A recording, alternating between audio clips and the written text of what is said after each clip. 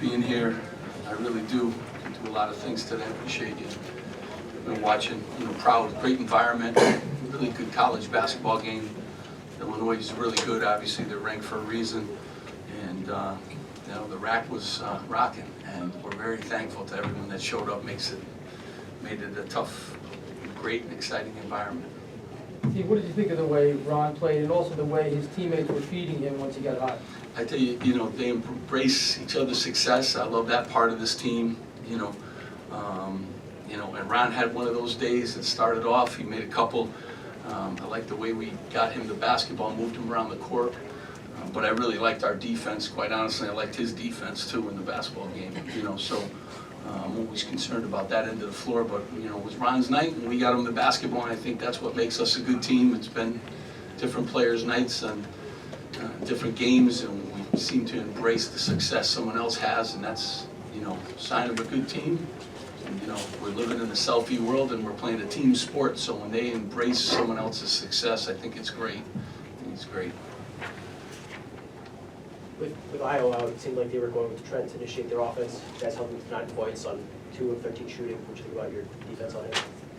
I mean, I just thought we're locked into the whole game plan. I mean, Coburn's a problem in the lane. Georgie has scored a zillion points against us in the past. Felice is one of the best guards in the league, was averaging 16 coming into the game. Trent is a scoring, point guard. I thought we did a really good job of closing out details to our defense with only a day really to prepare. So I like the way our guys were kind of locked into the details, things we need to do. And obviously they beat us on the backboards last time, and that was a big factor in the game, and they beat us at the free throw line. So to have those categories be even for us, I thought was a real good thing. Coach, can you talk about the changes in your starting lineup? What went into that decision? Yeah, I mean, I got 9 starters, so I just thought, start my 3 captains. Shaq's the captain, Gio, Quasi back in, but I'm just very thankful. The 2 guys, Miles and Caleb, very important guys to us. And he said, "Coach, whatever you need," and that's a great sign, for your team. So I thought they gave us, some great energy, and I'm just thankful for that. But I never really worry about who starts games myself. But I thought that was nice getting the 3 veteran guys on the court to be captains.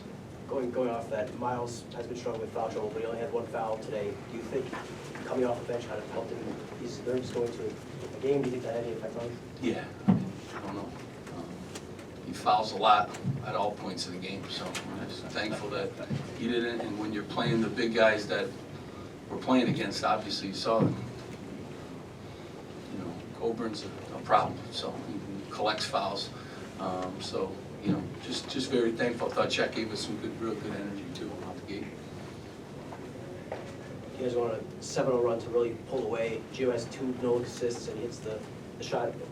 I know you want to talk about his defense, but offensively, how great has he been over the last game and a half?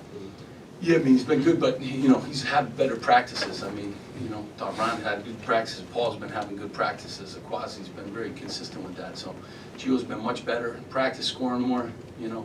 And I thought it just carried over today. I thought he played with great confidence and got to the free throw line, which is an important part of today's game plan. Gio gets there 4 times, which helps us a great deal too. So, he's a good player, and he likes certainly playing here at the RAC. Steve, when Brad Underwood comes in here and says this is the loudest building he's heard all year, he's been in all the Big Ten arenas. What does that make you think? I mean, we've come a long way. That's what makes us think. Just thankful. And the community shows up, and our season ticket holders, and all the people that make it loud. And every place I've been to in this league has had a huge home court advantage, and now we have one. So it's a good feeling. What does 17-0 say? Yeah, we got Michigan coming up, so we're trying to go 1-0 on that one. But these guys, that's why we're 17-0. They've sacrificed. They play the defense. They don't care who starts. Gio was coming off the bench for a lot of games. He's, and I think that's really a big part of it. They're just happy and they want to win and they want to be connected. And, again, it's not easy nowadays. This is a selfie world. This is a team sport, so to get them to all be connected like that is very important, and it's how you can do things like 17 and 0. Steve, how did you keep Coburn, from getting the ball in the paint, especially in the second half? You know, I thought, all these guys were alert to the, again, to the scouting report. We tried to not allow him great low post position because he's kind of immovable down there. But I thought we did a real good job in our gaps and with our help, coming and making life a little bit difficult for him. But, you got a game plan in only a couple of days. I thought our guys, again, picked up the game plan pretty well and made it tough for him, even though he, scored some points. He's a real good foul shooter too, so, you got to defend him without fouling. Did you have a different game plan with Io out? No, I mean, he's a real good player, but like Felice has been great, and I knew they would, play those other guys. Griffin's really good. I mean, they got a lot of really good players. So, the game plan, you can't flip-flop. You got a day and a half to kind of soak it in, and, that's what you have to do. Thank you, everyone. Appreciate it, guys. Thank you. Coach